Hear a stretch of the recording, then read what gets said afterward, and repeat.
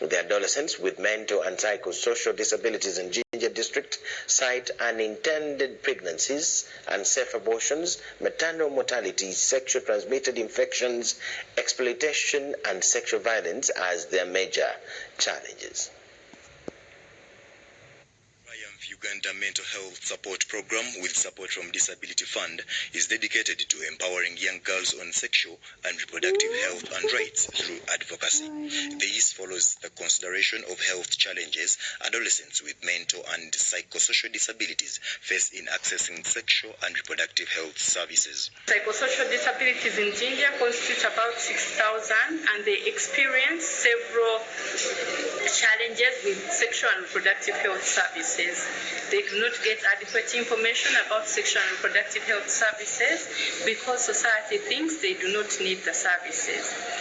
The young people are calling upon government to prioritize access to sexual and reproductive health services by ensuring that adolescents with mental and psychosocial disabilities have equal access to reproductive health services amidst the psychosocial challenges they face. Article 25 of the Convention on the Rights of Persons with Disabilities states that persons with disabilities should have the same range, quality, and standard of free or affordable health care, including in the area of sexual and reproductive health.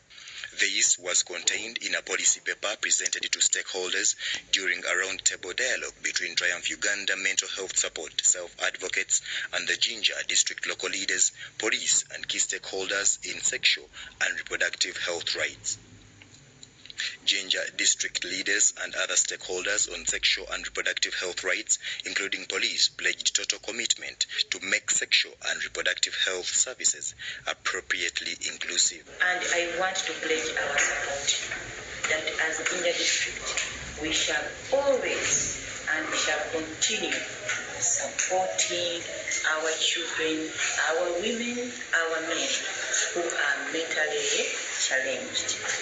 Through the probation officer, we normally refer those people for psychosocial rehabilitation. But we commit ourselves that we shall always investigate these matters to their logical conclusions. Triumph Uganda Mental Health Support Program on Sexual and Reproductive Health Rights campaign for adolescents with mental and psychosocial disabilities aims at empowering the most at-risk communities, including people living with disabilities, to advocate for their rights on inclusive access, sexual and reproductive health services.